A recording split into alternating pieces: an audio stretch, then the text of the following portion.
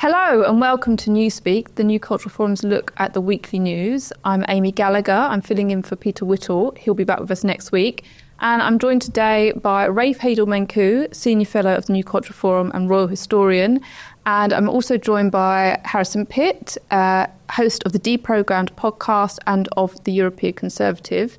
So just before we begin today, we've got a few notices. To begin with, Harrison, you had I've heard on the grapevine, you had a very successful locals event in very left-leaning Brighton. Do you want to tell us about that? Yeah, this was very encouraging. I grew up in Brighton, don't live there anymore, but I grew up there, and I found it fairly intolerant atmosphere. Growing up as a sort of conservative-minded youngster, and so I was sort of when I heard that we were launching a Brighton Locals event, I thought, well, it might get a few bums on seats, but it wouldn't be as overwhelming as it was. It was over 50 people turned out. We were crammed into this very clandestine room that evoked plotting, conspiracy. Danger, which felt appropriate under the circumstances, and I gave John, the organizer, did an excellent job of gathering everyone together. He gave some remarks at the beginning. I gave some remarks, and then opened it up to questions. A very, very dynamic, interested, contentious audience. And then I mingled for about an hour before I had to leave. It was really, really encouraging. And for anyone who was watching who is watching now, who was there yesterday, what will now have been 3 days ago once this goes out, thank you very much for coming. Your support, we do not take it for granted.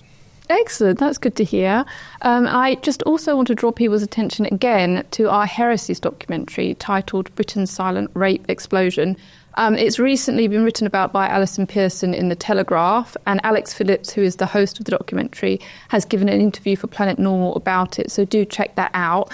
If you haven't already seen it, please do. Here's a short clip.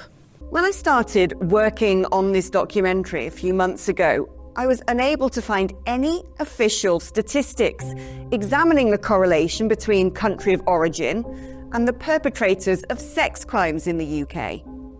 The only evidence was that published on the situation in similar European nations. Yet days before going to edit, something remarkable happened. We finally got data from collated police evidence showing that foreign men, mostly from Albania, Afghanistan, Iraq and Algeria, were over 3 times more likely to be arrested for sex offences than British citizens.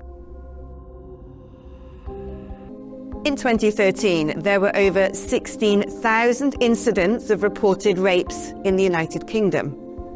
By 2022, this increased to over 69,000, less than a decade on, more than a 400% increase.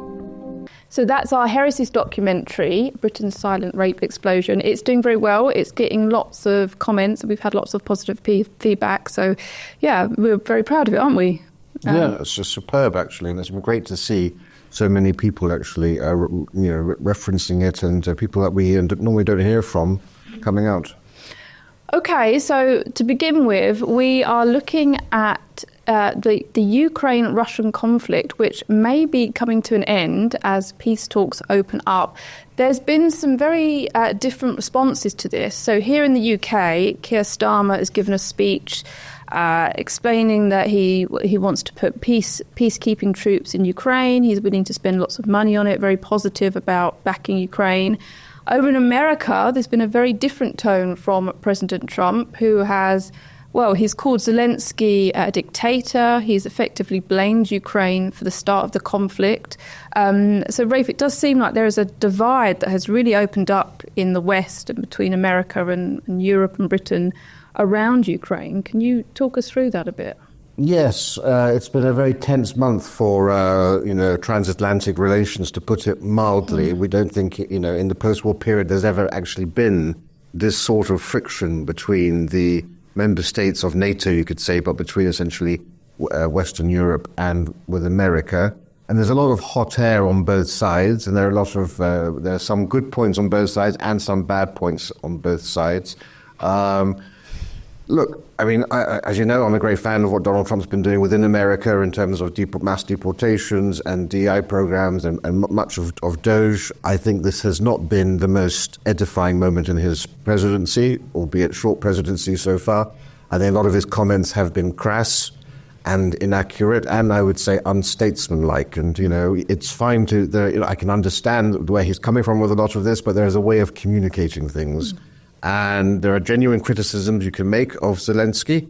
You can certainly challenge the corruption in Ukraine, absolutely, and the venality.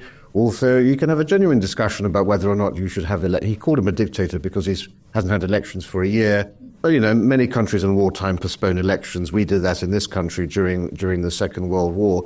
But to call, Zelensky a dictator, all of the criticisms you make about Ukraine, you can apply tenfold to Russia. And yet Putin somehow getting a free pass in all of this. Trump has never called Putin a dictator. This is a man who executes his opposition, who imprisons them, who defenestrates them, who orders assassinations. And this is a true mafia state kleptocracy. Now, why is he doing that? If you're going to be as generous as possible, it may be because, Russia's had a terrible Ukrainian war. It's been exposed as being militarily incompetent at the beginning. A war that should have lasted a matter of days has lasted years. A huge cost to Russia economically, but also in terms of deaths and casualties and so forth.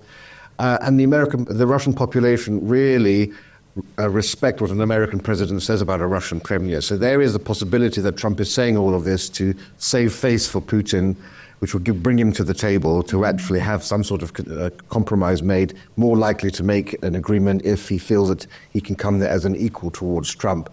But that's being, I think, very generous towards him. Look, geopolitically, what is the reason here? I think a lot of this is because Trump promised to bring peace to the Middle East and peace to Ukraine. He very great and wonderfully he got a ceasefire enacted in the Middle East before he became president. And the question is he so desperate to get peace in Ukraine that he's willing to make every compromise possible at Ukraine's expense? If that's the way he's going at it, I think that's a calamity, and Ukraine will become for him what Afghanistan was for Biden. So I'm hoping that this is just part of a grander strategy, but to give away concessions. I mean, the key thing is there's nothing that he supports that Biden didn't support. Biden never wanted Ukraine to join NATO. Biden privately accepted that Ukraine would have to yield land.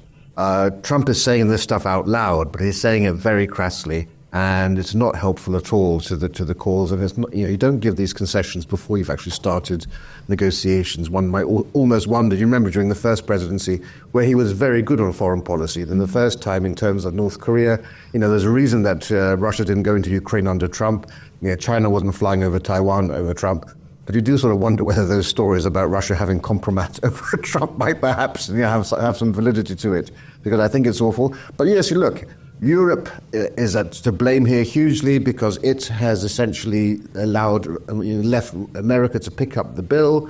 Trump quite rightly wants Europe to play its part. Remember, 4 of the G7 nations are in Europe. Europe is 12 times richer than Russia is. Europe needs to do its job, and you can fully understand why America wants to withdraw and focus more on China, because right now America is ill-equipped to confront China if China mobilizes in a big way. So yes, Trump does need to make NATO reform. And, Obama and Biden tried to do it nicely. It didn't work. So they do need to be spoken tough to. And I've been supportive of him with NATO up to this point. But throwing Ukraine under the bus in this manner when they've paid such a huge sacrifice. He may dislike Zelensky, but the people of Ukraine have been so brave and have stood up to this tyrannical force that I think this has been quite an unpleasant episode to see. Hello. Please excuse this brief interruption, but I'd be really grateful if you could please hit the subscribe button and subscribe to our channel. Our mission is vitally important, and we must grow this channel to ensure that our content reaches the biggest possible audience. The best way to do this is for you to subscribe. It's totally free. And in addition to subscribing, if you're able to donate or join our membership scheme, please click on the link in the description or visit our website, newcultureforum.org.uk. We've got great plans ahead, but we can't do it without your support. From only £4 per month, you'll receive a range of perks and benefits, including exclusive content. Thank you. What struck me about Trump's statement, which he put on Twitter or X, where he was just went on this tirade, it was quite hard to read actually, accusing Zelensky of all sort of things, was that he didn't even mention Putin. And I think people do worry because he sort of complimented Putin in the past, that he is somehow, I don't know, on Russia's side. I mean, what do you think, Harrison? Is he playing 4D chess? Is he being strategic? Is he just having a kind of impulsive outburst?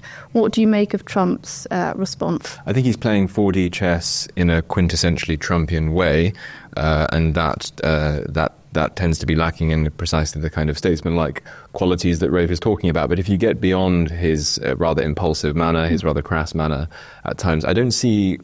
Of course, I agree with Rafe that the term dictator has sort of moral trappings to it. Like it's a pejorative term to be using under current understandings, and therefore it probably isn't the wisest word to use. And it's right. We didn't hold elections during the Second World War, and most of the fighting was not actually raging in Britain. And one thing that is going on in Ukraine is that all of the fighting is raging in eastern Ukraine, which makes it even harder to hold elections. So if anything, the Ukraine has Zelensky has an even stronger case for suspending elections for some period of time. So he's right about that. I think that Trump is fundamentally transactional in his understanding of international relations. I think that's why he doesn't issue condemnations of Putin. I think people know that Putin is a dictator, that he runs a mafia kleptocratic state. But I think Russia is the bigger beast in that region. It has nuclear weapons. The fortunes of the war now seem to be turning, not decisively, but gradually over time. There's a war of attrition turning gradually in Russia's favor. I think that Trump, in his own quintessentially Trumpian way, is just recognizing geopolitical reality and realizing that there particularly after the sacrifices that Russian soldiers have made on the battlefield, there are no circumstances whatsoever under which Putin is going to tolerate Ukraine ever being a member of NATO. He will want it to be a buffer state. At best, that, whether we approve of it or not, in idealistic moral terms, is secondary to the fact that this is now a geopolitical reality in the region. And I suspect that Trump is trying to do something somewhat similar to what Henry Kissinger and Nixon did when they tried to peel China away from the Soviet Union during the Cold War, except that it would be a sort of reversal of that, because Russia and China have grown closer together. And I don't think America can afford to fight two Cold Wars or two proxy wars, so to speak. You shouldn't let two great powers who are adversaries of yours get closer together. That was Nixon's and Kissinger's doctrine. We want to be closer to both the Soviet Union and China than either of them are to each other. And so I think that Trump is undoing that mistake, and that very idealistic mistake that was made during Joe Biden's presidency, and particularly Kamala Harris, who I believe went to I can't remember whether it was the Bucharest conference or the Munich conference just before the war started, and said that Ukraine is on a sort of irreversible path to NATO membership, and that is a very I like Ukrainians. I support in moral terms Ukraine's right to self-determination, but your idealistic blueprints for what the world should look like don't really count for much at all unless you have the resources to make good upon them. If Russia was the size of Malta, then brilliant. But it's a nuclear armed power, has the most nuclear warheads in the world. There is no appetite to send Western troops into Ukraine. The case for de-escalation at this point, not least to save Ukrainian lives and Russian lives, which I care about as well, because many of these men are Russian conscripts. I think this is a good move, even if Trump is going about it in his sort of, as you say, quintessentially unorthodox way.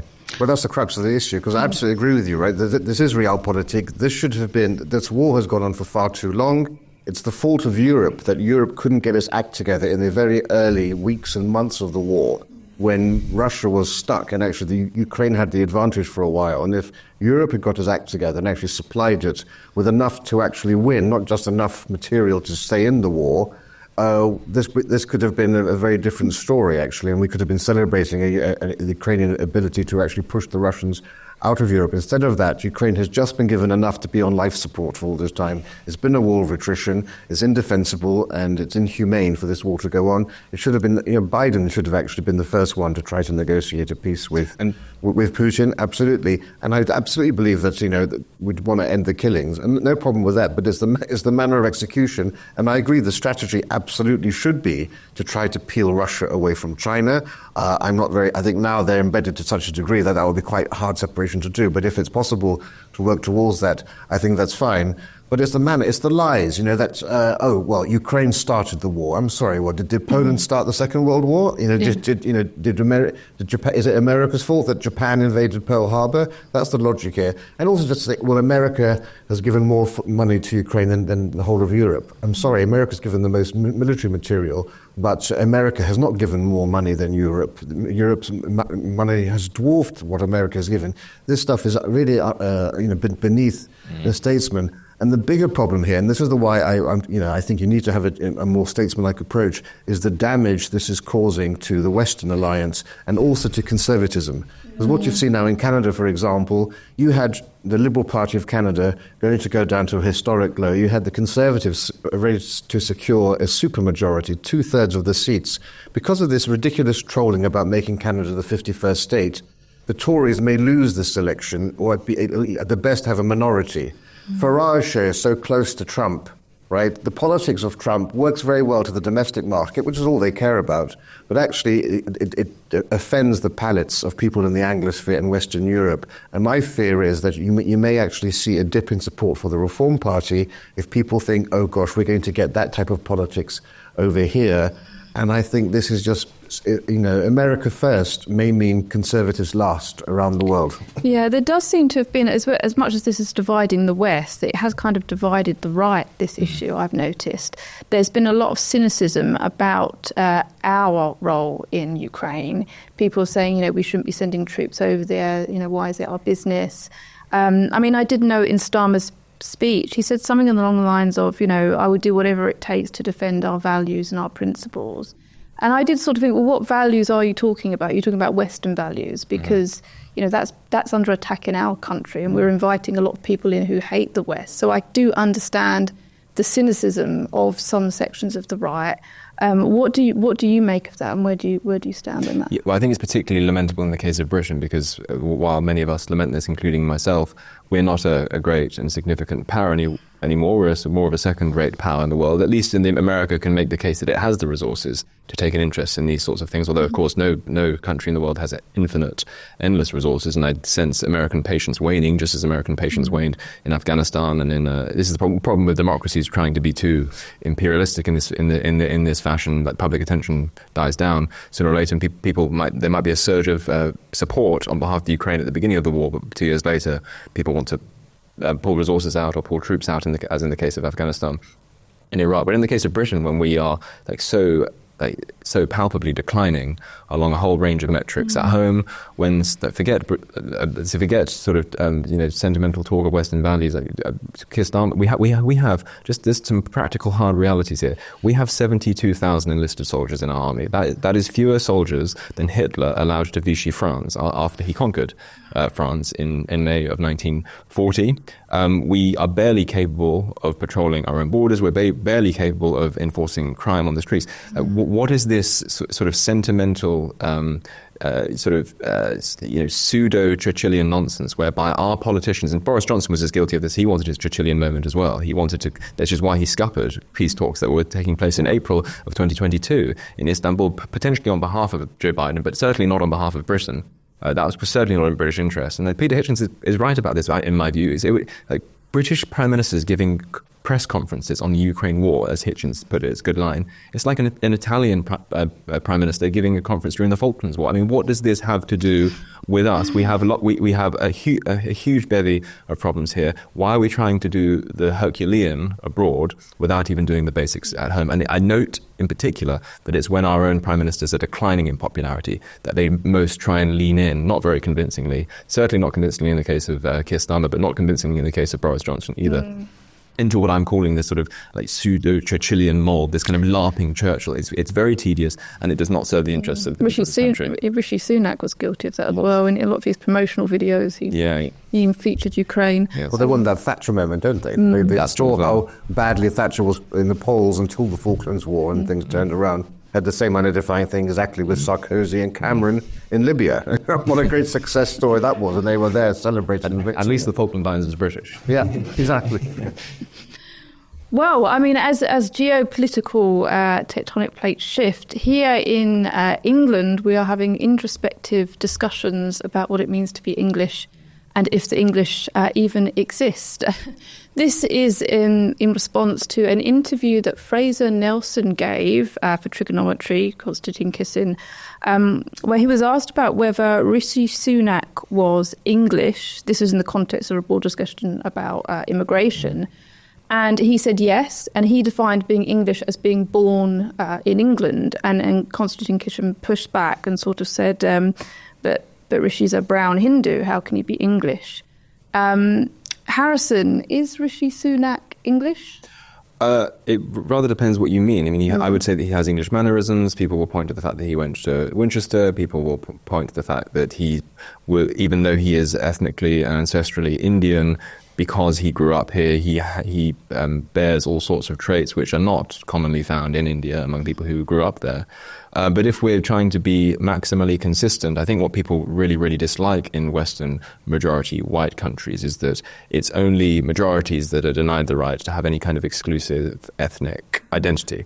And what I think people particularly lament in particular, including me, is the way in which certain minorities, and I mean minorities much more tribal and much less keen on us than Rishi Sunak is, people like Ash Sarkar, will, when they want to gain all of the access, all of the benefits associated with being English or being British, for example, if she wants to intimidate Matt Goodwin on BBC Radio 4, Matt, do you think I'm English? She sort of goaded him with that question.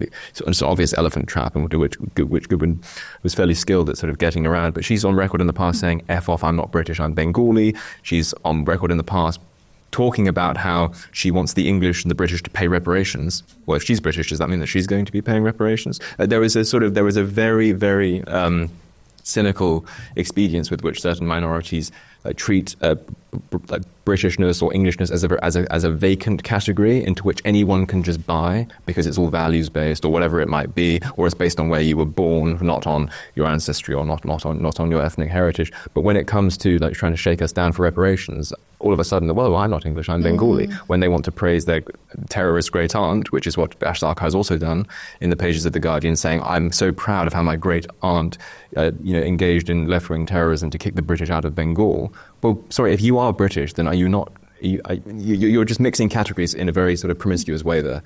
But it really depends on how we're talking about it. Another thing I will say about Rishi Sunak is that I do believe that one of the reasons why I think we find ourselves in this national crisis of identity is that we have set the bar very, very low for what counts as assimilation and what does not count as assimilation. And I made this point in a speech I made at our conference last year. I mean, as one example, I think that a bare minimum for assimilating into a country that your ancestors did not build is not to impose propagandistic revisionist narratives on the people of that country. So, for example, Vivek is guilty of this in the United States as well. He's even in favor. Vivek has said this recently, Vivek Ramaswamy, very talented in many ways, but he has said in the past that America is purely a nation of ideas, and so long as you subscribe to the ideas, that makes you as American as anyone else, and you can just come through the border having had no real roots down there, and they would be American. And he goes even further. He's in favor of stripping people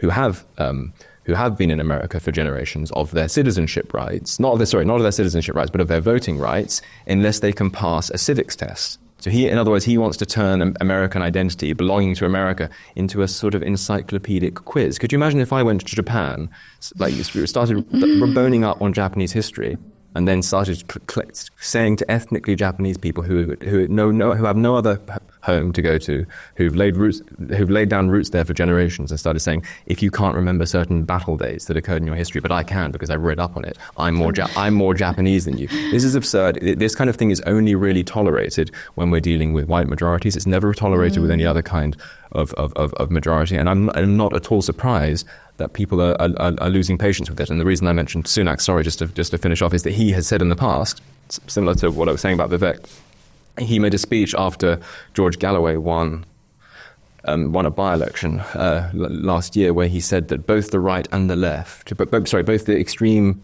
far right, which he didn't define very effectively, and the Islamists in this country, they both pose a threat to the multicultural society that we're building together. Now, I don't know about you. I don't remember being asked about whether I was interested in engaging on building this multicultural society. And so Rishi Sunak, who doesn't have roots here quite as deep as mine, for example, is imposing this sort of revisionist, retrofitting narrative on the people of a country that his ancestors did nothing to build. I think people are losing patience with two things: the kind of Ash Sarkar, like overt hostility, and the slightly slippery category errors that people like Vivek fall into, and that people like Rishi Sunak fall into as well. And I think that what Konstantin Kisin was doing very well in that interview is recalling us to a certain amount of conceptual clarity, while Fraser Nelson flattered about. So I was on Kissin's side in that conversation. I thought it was interesting because Rishi Sunak was sort of being used as an example of someone who is integrated extremely well. He's obviously very well spoken, very well mannered, very intelligent. He's obviously been very successful in this country. But then I just sort of think, what has he entirely integrated in the fact that he is a Hindu? He dresses in sort of ethnic dress to celebrate Diwali. Obviously, that's his right. I wouldn't, that's fine. But to me, most British people don't do that. Yes. So to me, that isn't a perfect example of integration. And these questions of kind of English identity and what does it mean to be English have sort of been around for some time, sort of floating in the air, because I feel like people do feel like something is being lost and they can't quite put their finger on it. And we're all having a hard time trying to put our finger on what exactly is being lost. Rafe, what do you make of this kind of discussion? Well, I mean, it's very simple. Funnily enough, I saw a video on YouTube very recently of an English chap who was in his sort of Harrison's age, born in Japan, grew up in Japan, speaks Japanese fluently, speaks English with the most broken Japanese accents. To every essence, culturally, he's utterly Japanese. I don't doubt there's a single Japanese person who regards that person as being Japanese. I don't regard that person as being Japanese. And I think most ethnic minorities in this country fully understand that. That's why all the polling always shows that they are far more comfortable to identify as being British rather than English. Britishness was largely an 18th century construct primarily in order to actually unite the Scots and the English together, who were two distinct ethnicities. And then later on, of course, the notion of Britishness became, not since the Roman Empire and the Holy Roman Empire were you able to actually become part of this identity if you weren't of the same sort of race, right? Where you had this notion that whether you were in Auckland or in Calgary or in Glasgow or in Cape Town, you were all equally British subjects of the crown. That's why that's a more natural fit for ethnic minorities. And the English are a distinct people. They are, and that deserves to be celebrated and it deserves to be protected. I would like to think that there's nobody more culturally English than me in terms of my love for this country and so forth, but I would never identify as being English because I have English ancestors from sort of 400-500 years ago, so I do feel some affinity and connection to the land, but that's not the land of my forefathers. And so I don't see why it is so difficult for people to accept that you can be culturally English, but the only way Rishi Sunak or I could ever say that we are truly English is if the United Kingdom disintegrated and there was one sole political entity, that was England, and I was holding an English passport and I was an English citizen. There I would be legally a citizen of England, I would be English, but that would still be distinct from the ethnicity and the people of England. And I think I know why people find it difficult. I think it's part and parcel of the fact that we do define, and I think this is a mistake, by the way, I think this is a disastrous mistake which enters our political lexicon in Britain. It was in the American political lexicon from JFK when he started talking about America as a nation of immigrants. It's been in America since the 60s, particularly in the aftermath of the post-65 Act, but defining nations purely in terms of values. So that became very popular in America in the 60s. It did not go back to the founding whatsoever. That is, and yet another example of the past being reimagined in order to suit contemporary political arrangements. And here it really enters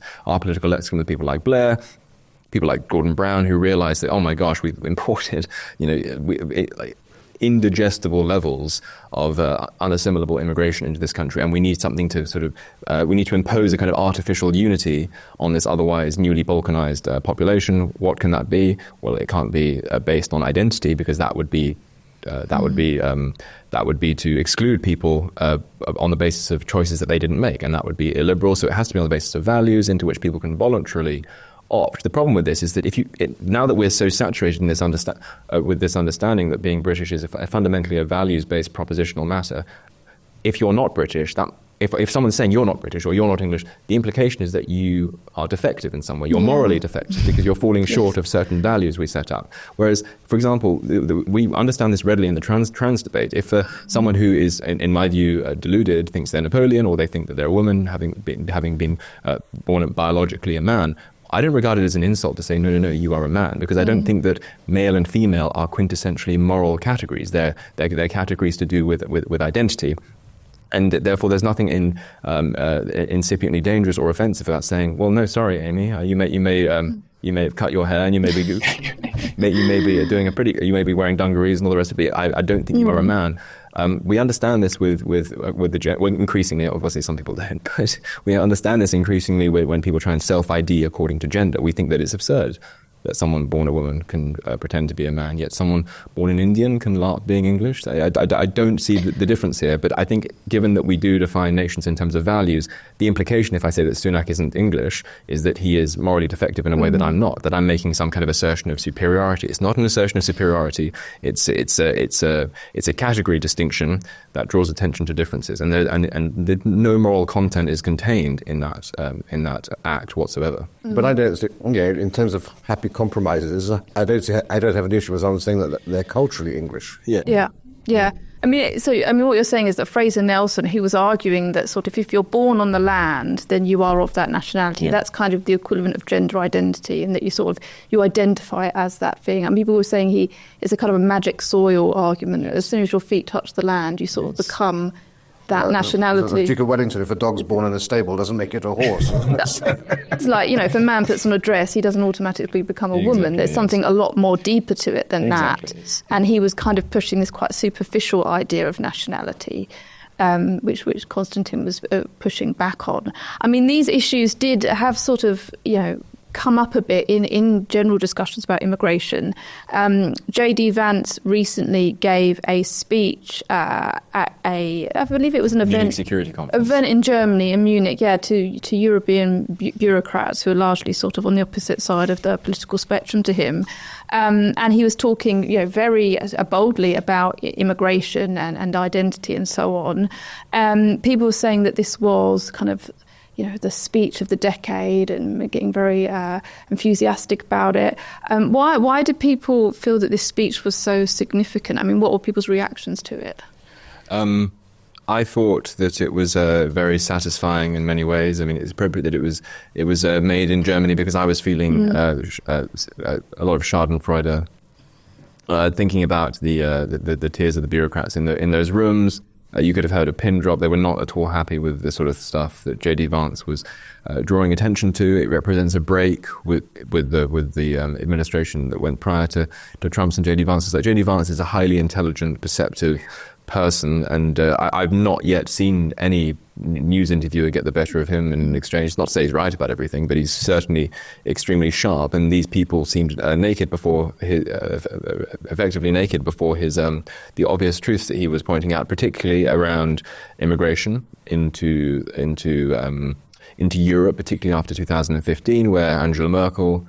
Because this is a peculiar thing about Angela Merkel. This is why I often feel that we're locked in an intolerable Groundhog Day. Like David Cameron and Angela Merkel were talking about how multiculturalism had failed as long ago as 2010. And yet in 2015, it was particularly tragic when that young boy's body, I think he was Turkish or Kurdish or something, Alan Kurdi or something, washed up on a beach. And there was a sort of, rather than moral clarity, in the aftermath, there was a sort of moral panic about that, and Angela Merkel then made her sort of Wir schaffen das. We can do this speech, bring in, millions, frankly, of unassimilable Middle Easterners. The whole idea was that they would be Syrians, but in fact, many other people came through the cracks as well because there wasn't really any serious vetting going on. Franz Timmermans, at the time, who was the head of Frontex, which is the EU's kind of external borders department, said that only about, as I recall, I could be getting the figure slightly wrong here, but only about 40% of people coming through the borders into Germany and into other countries in Europe like Sweden and France were themselves Syrian. And by the way, even if they were Syrian, there are other safe countries on the way that they could have. Rafe talks about this a lot, about how the UN Refugee Convention should be changed to make sure that people seek refuge in culturally proximate neighbouring countries rather than shopping around more desirable parts of the world like a geographical buffet because they're less likely to integrate into those parts of the world. So J.D. Vance was drawing attention to all this, and I think that in particular, I think it was particularly strong because he approached the Eurocrats on their own territory, not on their own actual territory, but they talk a lot, don't they, about freedom and democracy. These are sort of values that they constantly trumpet. And so the fact that he drew attention to the way in which this policy is so disastrous that it has to be undertaken in the teeth of democratic consent, as he says, no country in Europe was ever asked whether it wanted to open the floodgates to tons of primarily Muslim, unassimilable, fighting-age men. No one was ever asked about that. And drawing attention to the fact that if this policy, if multiculturalism and diversity is such a successful experiment upon which to embark, why do you need to shut down people's speech when they start complaining about it? And the way in which the AfD, which is not at all a neo-Nazi or fascistic party, has been sort of locked out of sort of respectable German politics. The German elections are actually coming out. It's going to be very interesting to see what happens in those. J.D. Vance was just drawing attention to how can you claim to be a beacon of sort of liberal democracy if you're doing things that are in the teeth of the democratic consent, importing problems, and then not dealing with the problems with themselves, but dealing with the people who draw attention to the problems in ways that embarrass you. And so that was very, very satisfying for those reasons. And I think he did an excellent job. And I think the peoples of Europe felt heard for the first time in quite a while. Rafe, what did you make of this speech? I read a recent article by quite a prominent Substacker, N.S. Loyens, and he was talking about how there's been a shift. We've lived sort of post World War II in a kind of open society, open borders, open to all ideas. And now with the Trump administration and J.D. Vance, it signals a kind of paradigm shift towards a kind of awakening to we actually want closed societies. Some people are saying this is a pivotal moment for the West. I mean, is that overblown? What do you think? No, I mean, look, this is just like the isolationists of the 1930s, right? This is America putting its own interests first, becoming introverted, not wanting to get involved in the outside world. And the policy here, you see from both Trump and from Vance from the beginning, remember, it seems like they've been in power for 6 months. So much has happened in the space of, 3 or 4 weeks, it seems like. And this is the equivalent of, in Iraq, shock and awe. They've just basically given them the biggest slap in the face, the biggest wake-up call, the biggest cold shower to the governments of Europe and the elites of Europe to say, things have to change now. Elon Musk put out a tweet a couple of weeks ago in which he said, this is our one chance for a revolution. If we don't do it now, it's never going to happen again.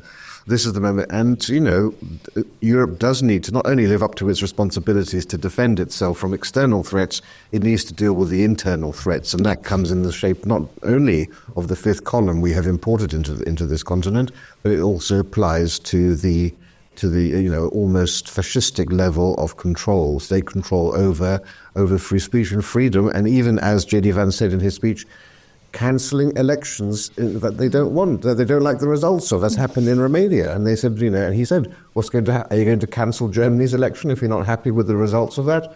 And you are saying this to an audience who are expecting you to talk about China, to talk about Russia as the greatest threats to Europe. And he's actually saying what we've been saying on this channel every week for years. We now have somebody who is the second most powerful person in the world, you could argue, making that point to the very people that we've been talking about. And I think it's so important because although our viewers at home are awake and alert to all of this, the reality is the vast majority of this nation still aren't aware of what's going on. And you need actually someone to have the biggest platform, Elon Musk, J.D. Vance, Trump, to actually open more eyes and at least make them more curious about, is this really true? You can't pray outside an abortion clinic? You get arrested just for... You'd be surprised how many people don't even know that people are getting arrested for memes and tweets and so forth, because we live in our little echo chamber. So I think he's done a huge service for us all. Yeah, he's certainly a very impressive figure. He's actually what I hope Ron DeSantis would have turned out to be, but he took place of Ron DeSantis. I mean, many people saying that he's going to be, the next Prime Minister and President. It certainly does feel like the Overton window is shifting a lot with, as Rafe said, with these prominent figures talking about these issues. And it's things are changing very fast. What do you make of that, Harrison? I think that J.D. Vance. So it's going to be very, very interesting to see, because we talk about Britain for a bit. One of the Farage is irresistible on all sorts of levels, and no one doubts that. He is not the best person in the world at cultivating talent from underneath him. And I think it's very encouraging to see that Trump has been keen to do that. And I think, if anything, I wish Farage got that this actually makes you look more secure than less secure if you're doing that. I mean, Trump held a joint interview with Elon Musk the other day. Yeah. He's done it from the Oval Office. He's done it with Sean Hannity, I think, recently on Fox News. They were interviewed together. Sometimes he just lets Musk take the questions at press conferences. And he applauds and cultivates people like J.D. Vance and all the rest. And he remains the undisputed center of political gravity in America. There's no one's going to be taking that spot from him anytime soon. Farage should do the same thing here. If Trump were to, God forbid, fall victim to some illness or to get struck fatally this time by an assassin's bullet, it would be absolutely tragic, and it would be awful, and heaven forbid to ponder what sort of recriminations there would be politically and culturally in the United States. However, J.D. insofar as sort of the show going on is concerned, J.D. Vance presumably would step into that role and would be roughly speaking loyal to what we might call a Trumpian agenda, although the style I think would be somewhat different. A Yale-educated lawyer, slightly different. But here it's doubtful what would happen if Farage, God forbid, likewise were to be hit by a bus tomorrow. It's very important particularly when there's been a sort of, obviously America is not a monarchy, and Britain isn't going to be a monarchy either, but there is a revival of the idea of strong executive leaders about in the West, and I think that's part and parcel of the fact that democracy is very, very easily mass democracy can just left to itself without those sorts of executive figures is very easily hacked by bureaucratic managerialist figures, because it's much weaker. You need someone in pole position, elected, not a dictator, not a Caesar figure, but to tame that bureaucracy and to make sure that it really is serving the interests of the people and of the political community at large. At that time, it's even more important that you are cultivating heirs. And Trump, it seems, has a very, very promising one in the form of J.D. Vance, and I hope that Farage is taking notice of that. And I'm not putting myself forward, by the way, I should say, but just so they cultivate more talent from underneath you. It's a very important thing if you want your political movement to have longevity, because Britain's problems are not going to be solved in one parliamentary term. And it's vitally important, of course, for the public to feel that there is a government in waiting. Yes. Because, of course, it's fine to be a campaigning party, as Reform has been, and Nigel Farage is the campaigner par excellence. But if you want to be seen as a viable alternative, then people want to see that team around them. Now, of course, in our parliamentary system, we are rather hampered by that because, there are only 5 MPs, and it's not really usual for people who aren't MPs to become leading figures in a party, although you do have the chairman in the form of Zia Yusuf. So it's difficult to actually see how the public could be exposed to other figures within the Reform Party unless you are a real anorak and you're going to sort of events and watching YouTube channels. Only one of those 5 would be invited onto any television programs and so forth. Hopefully this act of professionalization that they're going through, where they really are vetting these candidates, we're told, with a fine-tooth comb, is not only getting rid of people who may prove a liability at the next election, it's also attracting the very brightest and the very best. And if they're parachuted into some very good seats, My hope is at the next election, at least, although they could actually form the government at the next election, conceivably, if it is so, at least they would have that team there ready and ready to go. I mean, look, Trump has had his team ready to go when they came. If they are expecting to win, they should have a decent team ready. Yeah, I mean, the speech for me, it filled me with optimism. I mean, he speaks very boldly, and but he has a kind of quiet intelligence as well. He has kind of like a bit of Trump in him, but he's I don't know, he's got a combination of talents that I just leave me feeling very, very hopeful, which does mean we are ending on an uncharacteristically positive note this week. Yeah. If you are a member, do join us for our extra content where we will be discussing the potential wokeification of James Bond and how Doctor Who has also gone woke. But yeah, thank you, Rafe, and thank you, Harrison, for today, and we'll see you next week. Our mission at the New Culture Forum is and always has been to defend and celebrate Britain's history, culture, and its people, and indeed Western civilization, at a time when both are under sustained attack. We have grown from small beginnings to become the country's most influential right-leaning cultural think tank. Our content is watched and read by some of Britain's most influential political figures. But now, we need your help. If you believe in what we do, then please do become a member. For as little as £4 a month, you can make a vital contribution to what we do. As a member of the NCF family, you will help ensure that we can continue to produce quality content online, such as our 3 weekly programs, Whittle, which is our flagship interview show, Newspeak, our panel discussion show, and Deprogrammed, which is targeted at Britain's youth. As you probably know, in addition, we produce important documentaries, such as our critically acclaimed 6-part series, The West, a stunning celebration of the history and genius of Western civilization, and our ongoing documentary series, Heresies, with hard-hitting episodes tackling subjects such as immigration, gender ideology, and BBC bias.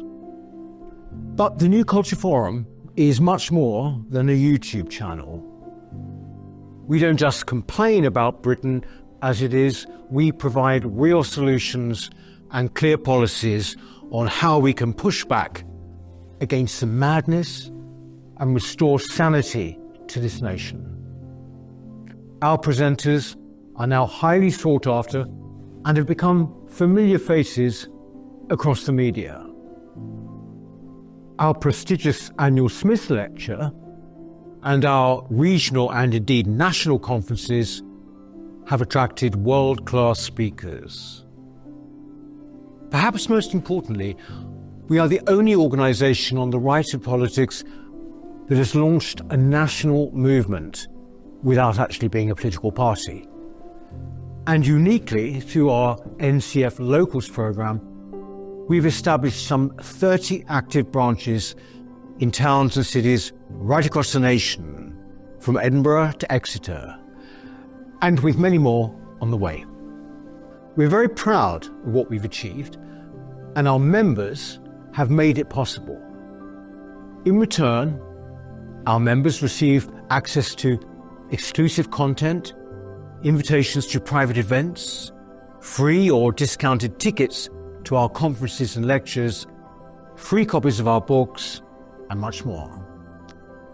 I very much hope that you'll join us too by clicking the link in the description or going to our website, newcultureforum.org.uk. Now is the time that we need your help. Thank you.